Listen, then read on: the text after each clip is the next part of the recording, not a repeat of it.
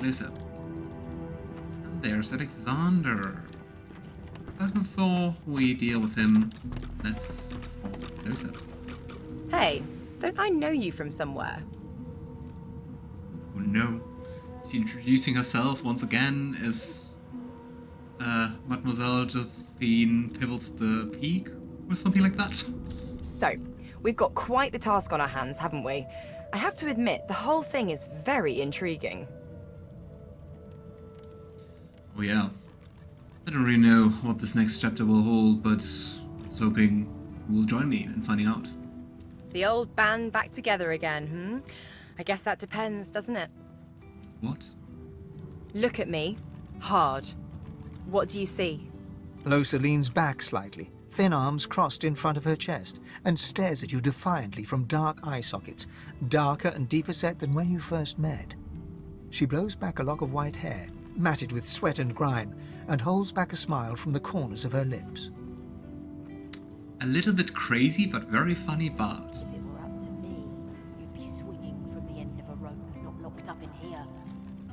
Magister Ranley, Corker's mate for the You know, divine eminence I vessel, see Lady Vengance. a very nice young lady, but certainly in need of a nice long bath. Seriously? Look at me. I look like lukewarm death. This isn't a joke anymore. You see that, don't you? Your god wants me dead. My god? Devil? Who knows? It wants me. It's getting stronger and I need to outpace it. I want to make sure you understand, well, the risks. Lady Vengance. Okay, maybe before I say anything, explain to me exactly what you believe the risks are. I can hear its thoughts. It isn't out for blood. It's out for pain. Domination. Total domination. I was wrong to think I could hold it off. I might hurt you. I might hurt anyone. I mean, we already saw that with, Sebille, right? I mean, we stopped that. Could you stop me? Really stop me, if it came to that. Lady Vengance. Yeah, we can just mention that. You do know that I just did that before, right? When you turned against the elf Sebille.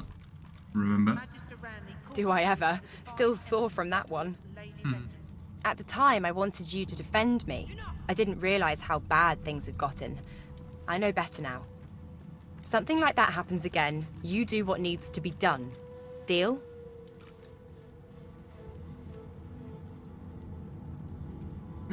So you want me to promise that I will murder you in a pinch? Behind bars, suits you scum. Magister Ranley, Corker's mate for the divine How horrible that you can't trust yourself to Can't you say remain in anything else? control of your own actions. And very hesitantly, Lavender nods. You got a deal. Well, all right then. She pinches your cheek, a sparkle in her dim grey eyes. I knew I could count on you to murder me in a pinch. Let's go, Chief. You're welcome. Oh well. Ah, and the whole party finally reunited. If it were up to This is me, so awesome. you'd I be love that. swinging from the end of a rope, not locked up in here. Magister Ranley, Corker's mate for the divine eminence vessel, Lady Vengance. You keep saying that. It won't save you. I ought to chain you up like your lot did to me. Just stating her Magister name and Ranley, rank. Corker's mate of the divine eminence vessel, Lady Vengance. Enough! It's also a little bit crazy. The Seeker flexes her arms stiffly. Her joints audibly pop. She sees you draw near. I owe you, Godwoken. Without your help, I'd likely still be a prisoner around here, not guarding Alexander the bloody divine himself. I like your hat. She nods her thanks and immediately winces, laying her hand on the back of her neck.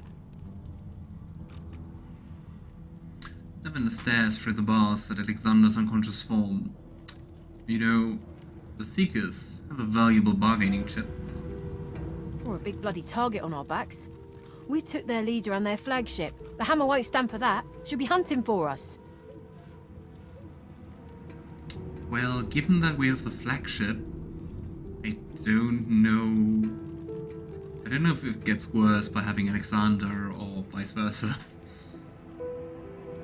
I see there's another Magister prisoner. Is she anyone important? The Seeker throws a toxic look at the imprisoned Magister. Hardly. She's just some deckhand. If it were up to me, I'd tie her to the main mast and use her for arrow practice. But Malady wants her alive for now.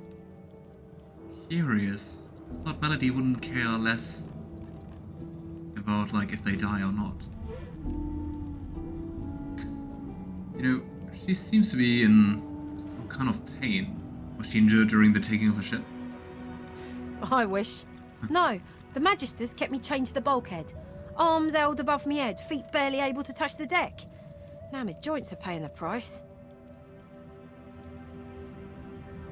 You know what? How about you open the gate? I want to find out if the prisoners know how to get the ship moving.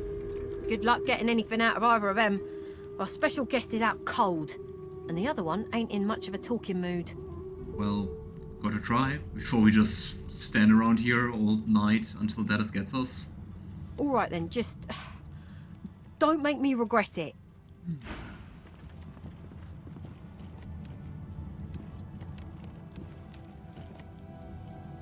I'll keep an eye on the red until the cage is locked again. You're not trusting us? Being behind bars suits you, murdering scum. Magister Ranley, Corker's mate of the Divine Eminence vessel, Lady Vengance. Oh, wow. Can't you say anything else? Bloody A Magisters. young Magister paces around the brig, fussing over Alexander's unconscious form. She leans over and applies a damp cloth to his brow. Who are they? Euron Greyjoy. What do you mean, Alistair? She notices you observing her. She straightens her back and sets her jaw in a defiant scowl. Magister Ranley, Corker's mate of the Divine Eminence vessel, Lady Vengance. That's all the information I'm giving to any of you lot. So stow your questions, elf.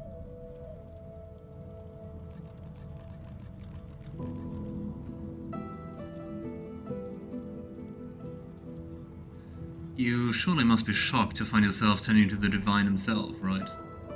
Ranley, Corker's mate, Lady Vengance. I mean, Alexander's just the son of the Divine, but well. You know, I'm no seeker, but the Seekers are always grateful to those who help them. If you know a way how to get the ship moving, they might look more kindly on you. Magister Ranley, Corker's mate of the...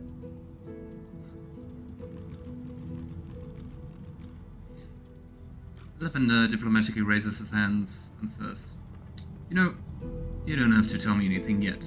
You just have to listen, alright? The Magister falls silent, but stares at you with unwavering defiance. See if we can persuade her to tell us a little bit.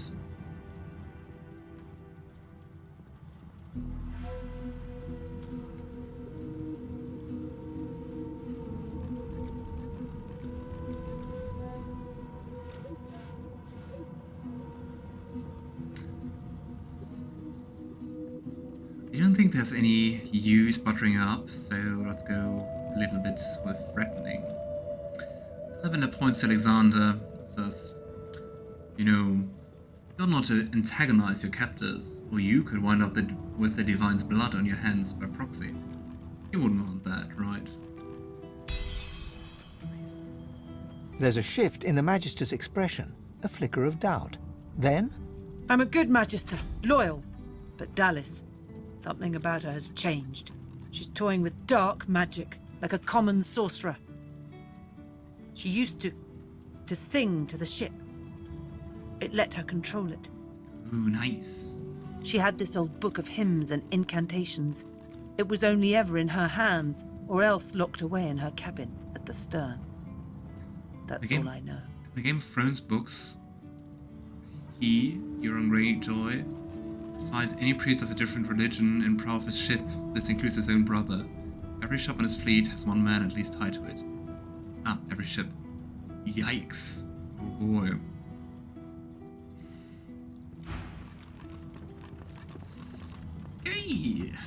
now that we know, let's see if we can talk to Alexander. And also let's see what Ifan thinks about the whole ordeal. Get away from him, sorcerer. That's the divine. Just so. I would back away. I've most important matters to attend to. All right. Don't harm him. I'll be watching. I mean, kinda honorable that she's so loyal to him, but like, we are 6 people. Without the mod, we would be 4 people. What do you intend to do to stop me? Ifan grabs you by the sleeve, not hard, but insistent. Let me work on him. I've got questions that need answers. Answers I can only get from him. I'm very curious to see whether Alexander's going to survive this thing. Lavender stands aside and let Ifan approach Alexander. Ifan approaches Alexander, who lies flat on a bare wire cot. Though unconscious, Alexander's eyes are only half closed. His swollen jaw hangs open at an odd angle. Ifan grabs him by the jaw and shakes, violently. Alexander's face contorts with agony and his eyes flutter, yet he doesn't return to consciousness. The other question is like, what's keeping him sleeping? And why did he survive? Is it... Is it also like divine intervention? Like we survived the shipwreckage and had the voice, which we now know is Tyrsendelius? Because I mean, if Alexander's also got woken, there's also some god looking out for him. So... Why did you trigger the death fog before the elves had a chance to escape? Why? Why? Yeah. He's responsible for killing almost all the elves. No matter how loud Ifan shouts his questions, there is no response from the unconscious Alexander. He reaches his arm back, and you realize he intends to punch Alexander in the face. Too late for that now, Red. The bell can't be unrung. You spoke. I mean, Alexander did so many horrible things already with Fort Joy and the whole thing about the elves and committing a genocide there. I'm just thinking about whether to go for 2, so to be just like watching, or to be like, you won't be getting answers from a dead man.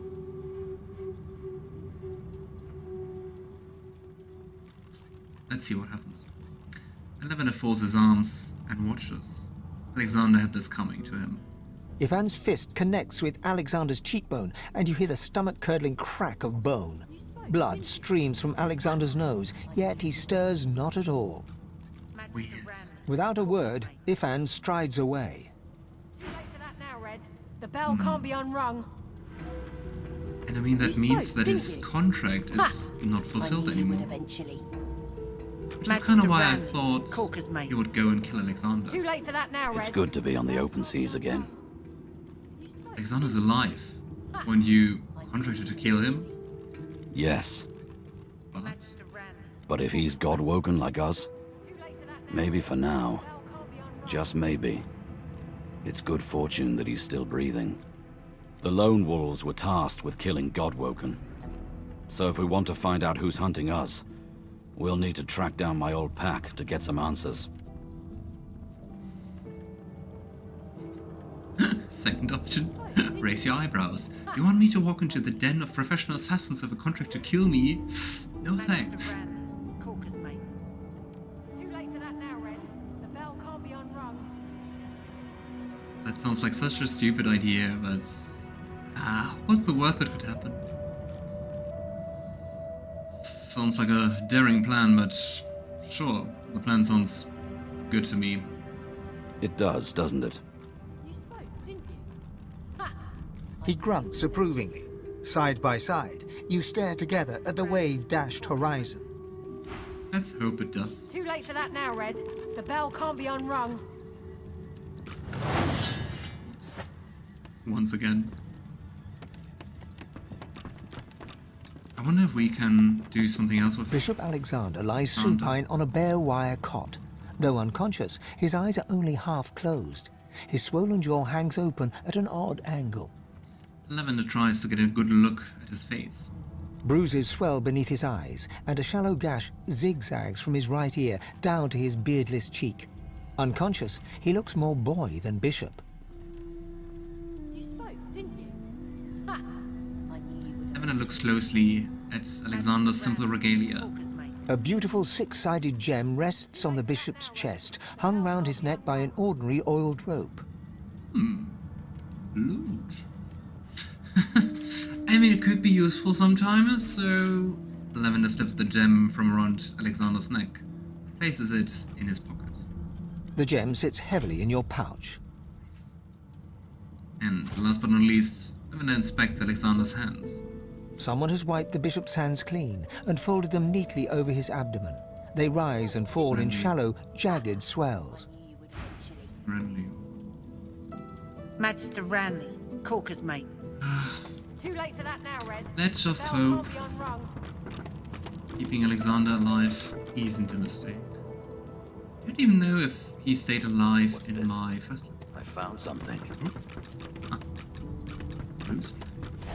I've got sword fighters, mages, archers, all willing to fight by your side if the price is right. Mercenary life. There's got to be some clue. Dallas would have trusted someone with a secret, wouldn't she?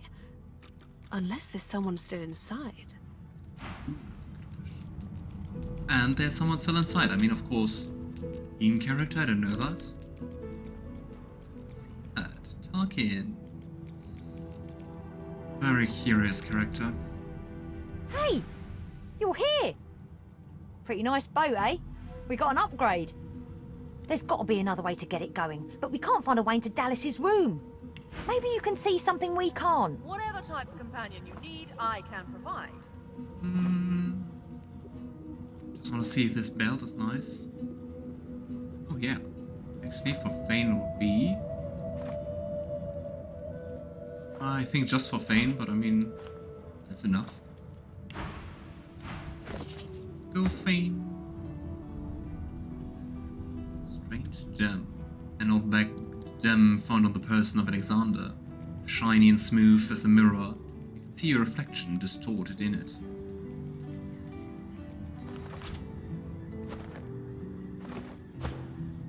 Okay, let's see if this door is telling us something.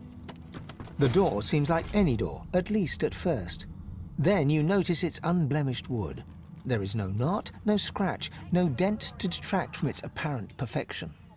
I think it's actually exactly the same description as the other door, which, well, looked exactly the same in the pirate's den.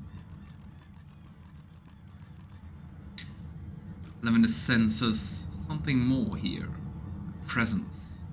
Places his palm against the door. The wood groans and creaks. A face appears in the wood, tortured and tormented. A six-sided indentation is carved on its forehead, as if a gem or amulet had made a mark there. I mean, we just found a gem on Alexander, didn't we? The face vanishes. I mean, let's try the other things first, but I think we will need the gem. Lavender rattles the doorknob. The anguished face appears, then vanishes. The door remains closed. I wonder if we could attack and destroy it, but I don't think so. It doesn't even have a HP bar, so probably not. The door is still unmarked, though the memory of the face and its six-sided notch remains with you. Lavender knocks on the door. The thud of your fist upon the wood resonates deeper than you'd expected it to. It turns into what sounds like a moan, then echoes away into silence. The door remains closed. The door is still unmarked, though the memory of the face and its six-sided notch remains with you. So, I guess it's a good thing. But I mean, why does Alexander have the gem now? Because, I mean, we striked him down on the beach, and he didn't have the gem. Why is he now in the possession of it? Does that make any sense? Anyway, Lavender rolled the gem he took from Alexander out towards the door. The anguished face appears once more. It dips its forehead towards you and waits. I wonder if it's also from Lifewood, also something enchanted. And hold the gem to the six-sided shape carved into the figure's forehead. A shudder of pleasure racks the figure in the door. It seems to breathe. All of a sudden, all anguish is gone. It gives you the sternest of looks. I am summoned. Speak the password. Oh no. Two-factor identification. Damn it. And yet, he's always great. Stay hydrated and keep the cold away.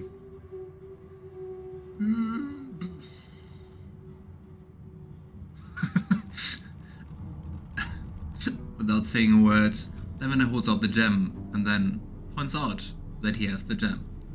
You've summoned me with the gem, indeed. Now, the password. Damn it.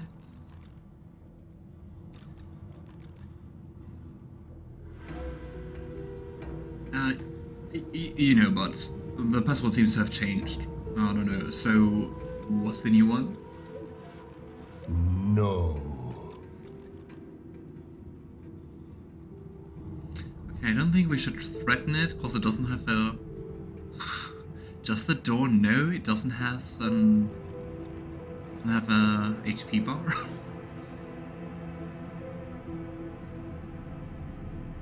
You know, I do demand the password on the authority of Dallis herself. Persuasion, failure. Success, impossible. I wonder if that's the same for the other options. The elven mind is as simple as it is stubborn. Excuse me? My answer remains as ever, no. Gives me some Withers vibes. You know, if you don't say yes, we're going to go to the other door. Like asking parents for permission, always go to the other. No entry allowed. Please use the port side door. Hey, but they do have different voices, and this door is talking to us without the gem. That's right. Lavender holds up the six-sided gem and tells the door, you know, how about you just open up? Listen up so I don't have to repeat myself again. I am not an entry door. Every door which you can exit through, you can also enter through. Ah well. You know, I think the password seems to have changed, so could you remind me, kindly? Fine. Answer the security question. This door sounds like a very bored and annoyed accountant. Security question. Should we just try to play the Dallis card once more? I demand the password on the authority of Dallis herself. You do know what she does if she's unhappy. This door is persuadable. Is that a word? You know what I mean. The password is fortitude. Now, answer the security question. Wait, what? Why do I need still the security question?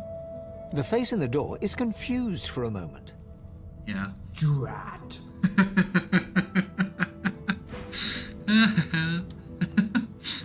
What's your biggest victory of the day? I outsmarted a door. Yeah. One of the reasons why this game is so great. And yeah, even the doors are racist. At least this one here.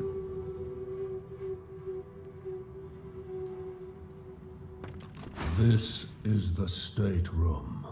Authorized personages only. Speak the password.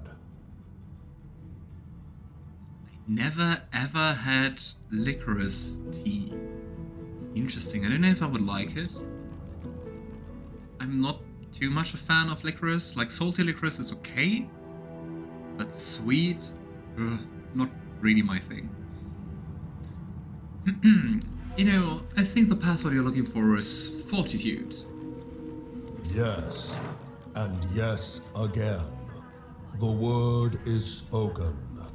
Welcome to the stateroom. There's a skeletal cat. Why? The stateroom. Priorities. Do we talk first to the shady dude or to the undead cat?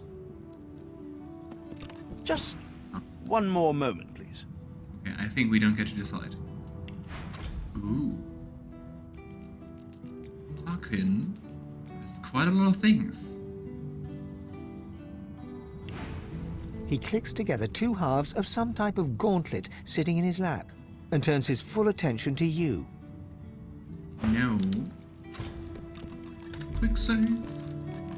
Let's just get into position for some bartering with a little bit of finger discount. And there. Rescued at last, am I? To whom do I owe my thanks? You know, so far I didn't really say anything about rescuing. Just, I and my compatriots have seized this ship from Magisters, but who the heck are you? I'm a prisoner, of course. Do you think I'd be sitting here calmly if I was a Magister holdout? That infernal Dallas woman left me trapped here, too weak to escape. It seems I'm in your debt. So, what exactly did Dallas do to you? Why, torture. What else? You seem awfully casual about that. He extends his arm and pushes up the sleeve. Beneath, the skin is withered and discolored, as if it were magically decayed. She used some form of domination device on me, forcing my hands to do her bidding, and I've ruined them in the process. Yeah, Dallas really seems like horrible, even for Magister standards. I'm sorry to hear that. Well, the situation is looking immeasurably better now. You'll hear no more complaints from me. So why don't you tell me all about my valiant rescuers? To whom do I owe my thanks? I mean, what kind of talents did Dallas want from you? And if you are a fan of Divinity and maybe played Divinity Original Sin 1 or watched my Let's Play, you know this thing here, the teleporter pyramid. They are so nice. It's so cool that we get one.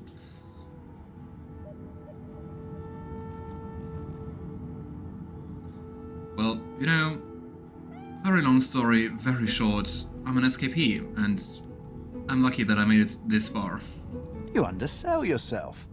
The roster of those who stood up to the Magisters and lived to tell the tale is a short one.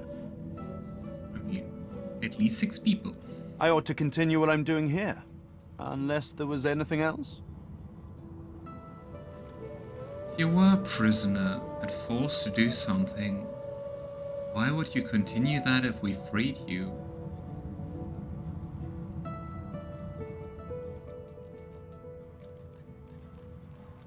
So, if I may ask, what exactly did Dallas have you to do here?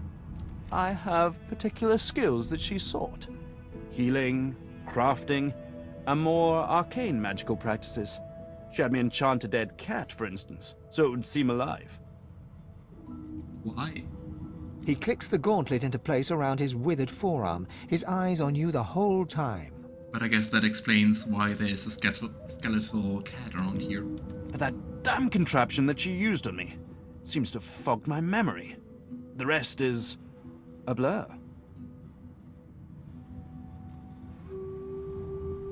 You enchanted a dead cat. You know, that seems an awful lot like, you know, necromancy, and way less than enchantment. No! Necromancy is an unsavory practice, not something to be trifled with lightly. This is but a cunning illusion of my own creation, nothing more. His face abruptly creases into a smile. But come now. Enough of Dallas and dead cats. You've taken this ship and granted my freedom. This is a happy moment.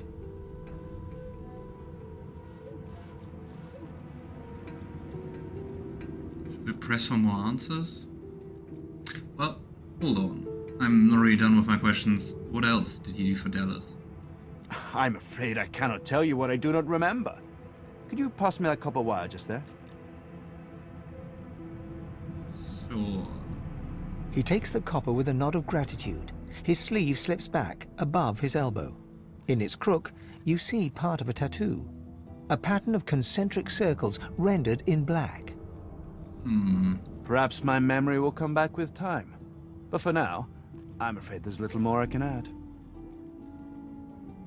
It's very interesting that you can't, I don't know, I mean, there are no checks in this game, but it's interesting that at least Mystic and Scholar, those tags don't allow you to make something of those. Because a pattern of concentric circles rendered in black is something tied to the Black Ring, so the demon worshippers in Rivellon. And well, we don't know that, that's just something we know out-game, not in-game. Still a little unsure, Anna shrugs and turns to other matters.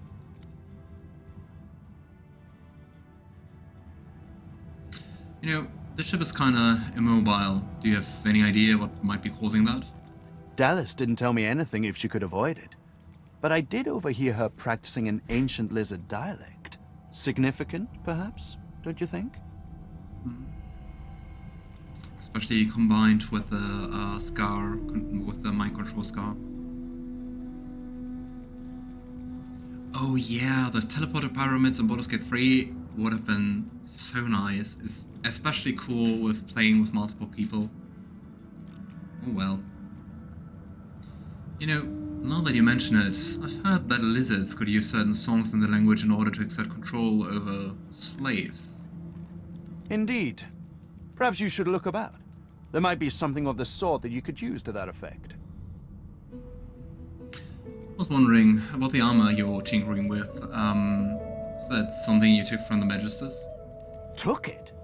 No, no. I made it. Have you seen the kind of metalwork the Magisters deploy? This is in a different class to them.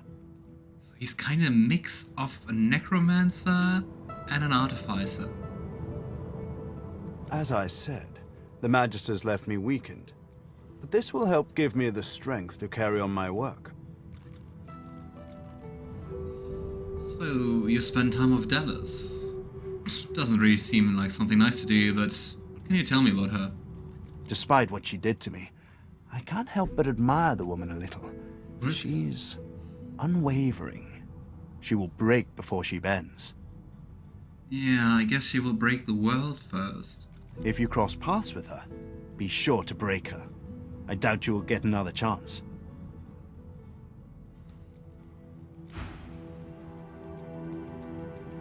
I gotta say, I never pressed him, like, to find out more. I don't think it will lead to something good, so what we're going to do is quick save, see what happens if you press him, and if bad things happen, we're going to quick load. Right? It's good to have a sense of freedom once again. Truly good. I've been mulling over your story, and I've decided you're definitely hiding something. I'm doing my utmost to be civil to you, under rather trying circumstances. Why must you push me like this? I mean, your strange manner, your abilities, and enchanting, your tattoos. Something doesn't add up. You're holding back on something. I'm more than a sum of my parts, friend, indeed. But I fear you might have come to the wrong calculation about me. How about you just let this matter rest? The Seekers are too trusting by half. We can't just let this healer go free. I'm not perfect Interesting. myself. It isn't for me to judge this one. Interesting that Ifan is so vindictive. Let the creature live. He is hardly worth our time. Anyone who faced enslavement deserves our sympathy, not our blades. Leave him.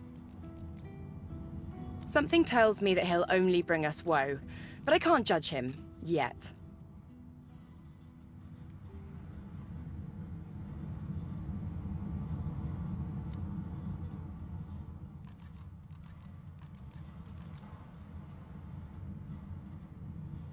Okay, so I think in the end it's just like either you trust him or you attack him. A foe's enemy, an enemy's enemy, and stuff like that, so... alright then. The Seekers trust you, and I shall too. I offer man and friendship. He takes your hand in his gauntlet-clad fist and shakes it. There's a lot more power in his grip than his slender frame would suggest. Call me Tarquin, and consider me at your service.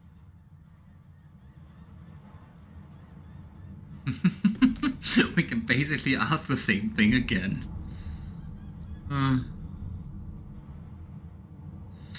You know, there's definitely more to your story. You can trust me. If there's something you want to get off your chest. We're barely acquainted. Why should I tell you anything personal? I mean, we're in the same boat, so to speak. It'd be better if all know that we can rely on each other. A fine sentiment, but I have nothing revelatory for you. I am as you see me. Mm-hmm. Okay. So, let's go stealing. Pretty sure we can do that even. We can. Quick save. I think we have to take care of the cat. And I mean, the question is, of course, what do we even want? I think the shield might be nice. Let's have a look normally at the inventory. You after something? Looking to interrogate me again, perhaps? The daggers don't really have any nice effects. Oh, this one is nice. Yeah, we could take the stinger. And get a weapon for Lohse. Blade finger. More cleave damage and strength is nice. So, blade finger, stinger. If the ones are nicer than the ones I currently have. The shield definitely will be nice. Ooh, the belt is also cool. Right. Sneak, sneak, sneak.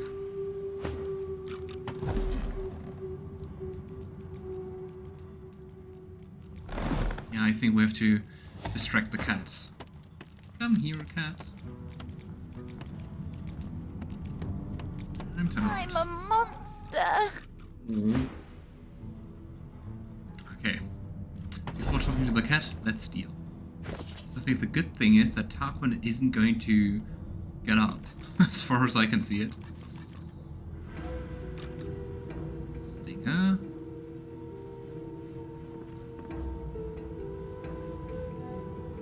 Why are they sorted differently? Blade finger, shields, money. Take lots of resurrection scrolls, but I don't think we need them. Ooh, a scoundrel ring. Which is nicer than our current one. Constitution pyrokinetic ring. The belt.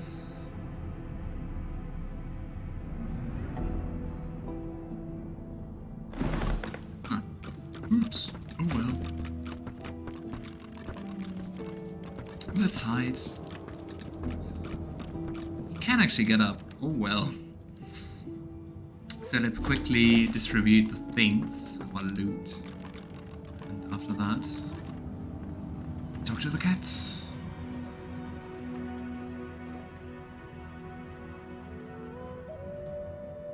So, go. Also, try to always add things to wares, which I don't want to keep. I think then selling stuff will be heaps easier. Yeah, the shield is definitely nicer, especially the reflect 40% of melee damage is water damage. That's quite cool. Who needs a good shield? Go for Ifan. I know he get kinda like favorite child treatment, but well, maybe he is.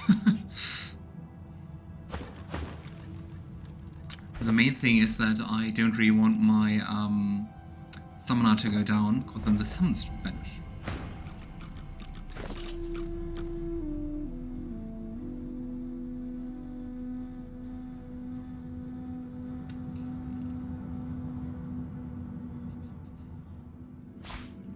that one. Wow, everything has a stolen, almost everything has a stolen tag. Just because I'm stealing so much. The dodging is nicer, I think.